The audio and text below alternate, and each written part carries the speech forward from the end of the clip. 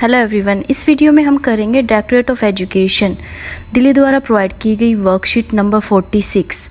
ये वर्कशीट कक्षा तीसरी से 5वीं के बच्चों के लिए है और 27 अगस्त 2020 के लिए शेड्यूल्ड है। सबसे पहले बच्चे यहाँ पे अपनी क्लास और सेक्शन लिखेंगे, यहाँ पे अपना नाम लिखेंगे और यहाँ पे अपनी अध्यापक या अध्यापिका अर्थात अपनी टीचर का नाम लिखेंगे।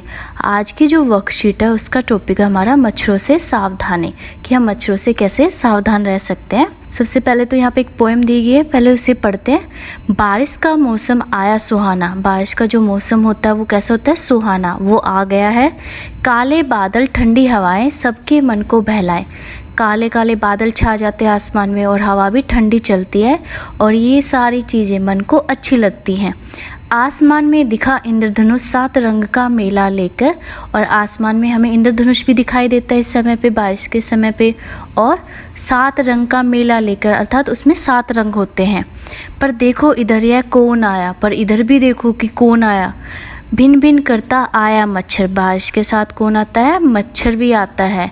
डेंगू मलेरिया चिकनगुनिया लाया मच्छर, ये कुछ बीमारियां हैं डेंगू मलेरिया चिकनगुनिया जिन्हें मच्छर फैलाता है। सुनो सुनो ओ प्यारे बच्चों, चाहे करो तुम कितनी मस्त, पर मच्छरों से दूरी अच्छी। प्यारे बच्चों सुनो सुनो, चाहे कितनी ही मस्ती करो पर मच्छरों से हमेशा दूरी बना के रखो, मच्छरों से अपने आप को बचा के रखो, क्योंकि इलाज से परहेज बेहतर है।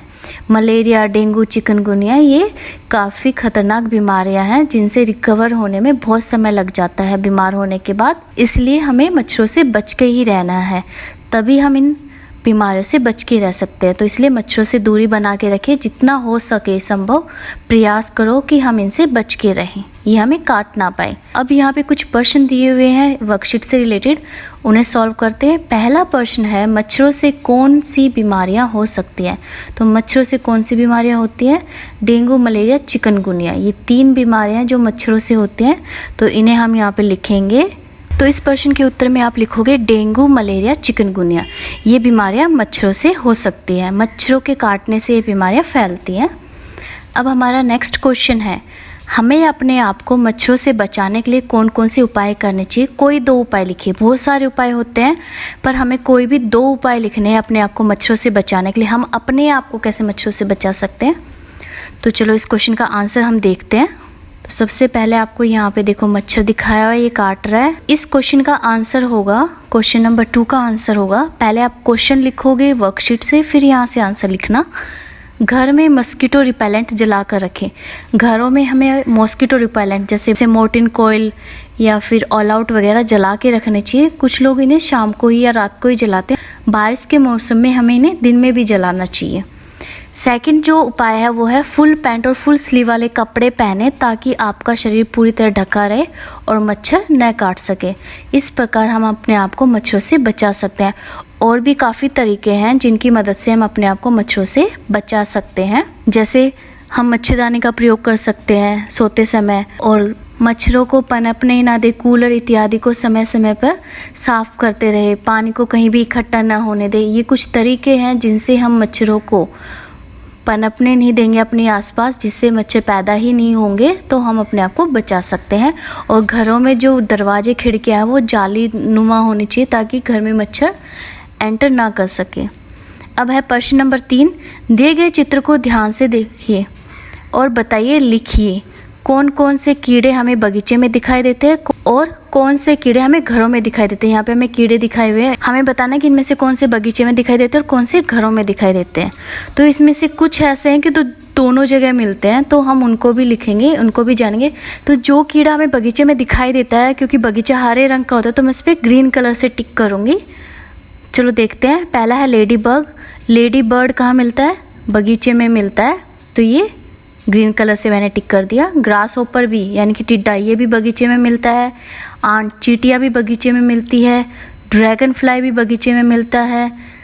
हनी बी मधुमक्खी भी बगीचे में मिलती है। मॉथ भी बगीचे में होते हैं। मॉस्किटो मच्छर भी बगीचे में भी होते हैं।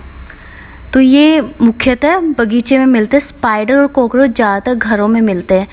वैसे इनमें से जो चीज़ें घर में मिलते हैं वो बगीचे में भी मिलते हैं। अब स्पाइडर वगैरह पेड़ों पे भी होती हैं, बगीचे में भी मिल सकती हैं, पर ये ज़्यादातर हमें घरों में देखने को मिलती है। सो अब जो घरों में हमें दिखाई देती है उसको मैं करूँगी ब्लू कलर से टिक। स्पाइडर, कॉकरोच, आंट, मॉस्किटो, ये 4 चीज़ें तो हमें घर में मिलती ही मिलती हैं। मोथ भी कभी कभार नज़र आ जाते हैं हमें, पर ज़्यादातर जो आंट, मॉस्किटो, स्पाइडर और कॉकरोच ये घरों में मिलते हैं।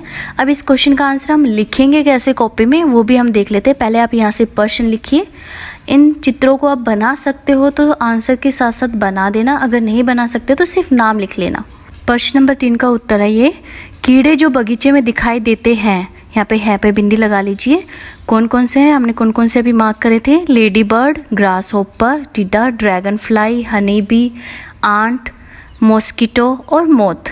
अब जो कीड़े घरों में दिखाई देते हैं वो मुख्यतः 4 ही हैं, इनमें से स्पाइडर, कॉकरोच, आंट और मॉस्किटोज, मच्छर। तो ज़्यादातर कीड़े जो घर में होते हैं वो बगीचे में होती है, पर मोस्टली जो कॉकरोच और स्पाइडर यानी कि मकड़ी वगैरह है वो घरों में होती है। और चींटियाँ भी हमें घरों में दिखाई देती हैं काफ़ी ज़्यादा, और चींटियाँ हमें बगीचे में भी बहुत ज़्यादा नज़र आती है। उनके पूरे के पूरे घर बने होते हैं रेत में। तो इस प्रकार आप अपनी वर्कशीट को पूरा कीजिए। Thanks for watching this video. Please like, share and अगर आप चैनल पर नए हैं तो subscribe also and press the bell icon. Thank you.